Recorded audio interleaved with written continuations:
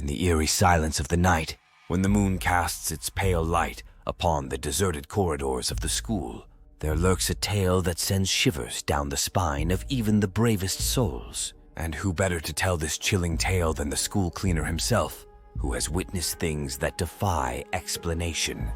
Meet old Joe, a grizzled custodian who has spent decades prowling the dimly lit hallways, armed only with a mop and a keen eye for messes. But it's not the spilled milk or scattered papers that keep him up at night. It's the strange lights that flicker and dance in the darkest corners of the school. It all started one fateful night when old Joe was making his rounds, whistling a tune to keep the loneliness at bay. As he turned a corner, he caught sight of a faint glow emanating from the end of the hallway. At first, he dismissed it as a trick of the light, but as he drew closer, he realized it was something far more sinister. The light seemed to pulse and shimmer, casting eerie shadows that seemed to dance to an otherworldly rhythm.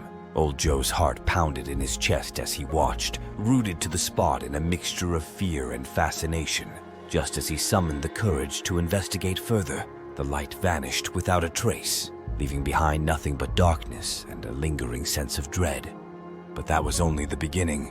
Night after night, old Joe would encounter the mysterious lights, each time more tantalizing and terrifying than the last. Sometimes they would appear as orbs of pulsating energy, floating just out of reach. Other times they would manifest as swirling vortexes of light, beckoning him into their hypnotic embrace. But no matter how hard he tried, old Joe could never uncover the source of the lights or the purpose behind their haunting presence. And as the days turned into weeks, the fear gnawed at him like a hungry beast, threatening to consume him whole. Then, one stormy night, as old Joe was mopping the gymnasium floor, he saw it. A blinding light, brighter than anything he had ever witnessed before, pierced through the darkness like a bolt of lightning. And within its incandescent glow, he glimpsed something that chilled him to the bone. Standing at the epicenter of the light was a figure, tall and slender, with eyes that burned like coals in the night. It beckoned to him with a skeletal hand, a silent invitation to join it in the realm of the unknown. But old Joe knew better than to heed its call.